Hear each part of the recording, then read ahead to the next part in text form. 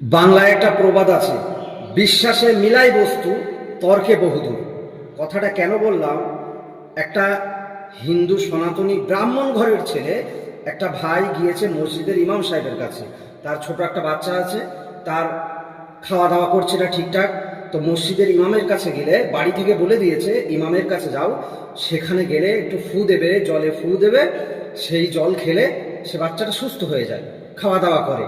তাছাড়া বিভিন্ন ধরনের বয়স্ক সনাতনী ধর্মের মা বোনেরা সেখানে এসেছে, একটা ইমাম সাহেবের কাছে এসেছেন, তার কাছে ফু নিচ্ছেন এবং তাবিজ কালাম নিচ্ছেন, যাতে করে তাদের শারীরিক সমস্যাগুলো মিটে যায়। এখনো অনেকে প্রশ্ন করতে পারে, ডাক্তারের প্রতি বিশ্বাস নেই?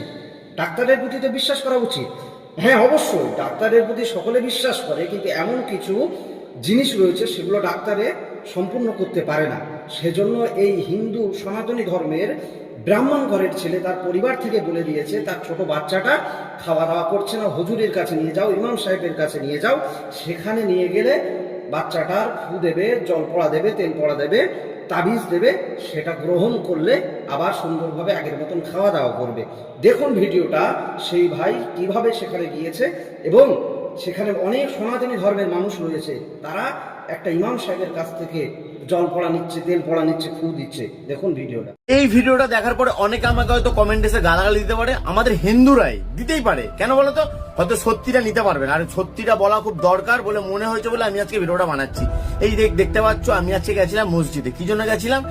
আমার মেয়ের হাওয়া বাতাস লাগলে অনেক সময় খেতে চায় না, মসজিদের ওই ফুক দেওয়া জল, যে মন্ত্র পড়ে ফুক দিচ্ছে, ফুক দেওয়া জল খাওয়ালে ঠিক হয়ে যায়।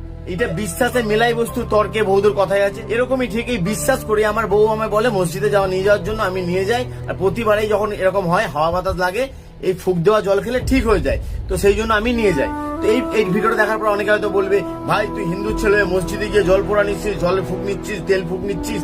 হ্যাঁ ভাই, নি কেন বলতো? এটাতে আমাদের কাজ হয় বলেই নি। শুধু আমরা না, এই যে বয়স্ক মাসি দেখছো, এই বয়স্ক মাসিটাও গেছে। এই বয়স্ক মাসিটা রাত্রিবেলা নাকি ভয় পায়।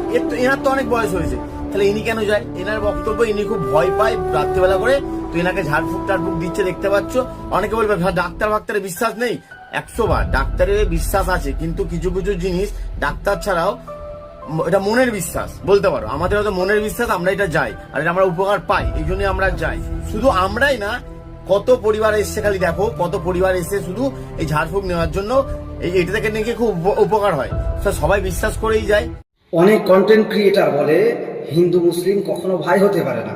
ভাই, এই ভিডিওটা দেখো, দেখে তুমি বলো যে ইমাম সাহেবের কাছে গিয়েছে এই হিন্দু সনাতনী ব্রাহ্মণ ঘরের ছেলেটা, যে ভাইটা গিয়েছে, ইনি বলছেন ইনার বক্তব্যে যে সেই ইমাম সাহেব একটা টাকা চেয়ে নেন না, যা 5 টাকা 10 টাকা যে যা খুশি করে দেয়, এই ইমাম সাহেব সেটাই গ্রহণ করে, না দিলে কোনো ব্যাপার না। সেই ইমাম সাহেব বসে আছে শুধুমাত্র মানুষের উপকারের জন্য। আর সেখানে দেখুন, মুসলিম সম্প্রদায়ের মানুষের থেকে বেশি রয়েছে সনাতনী ধর্মের মানুষেরা। তাহলে বলুন, একে অপরের অবশ্যই কখন কাজে লাগে কেউ বলতে পারে না।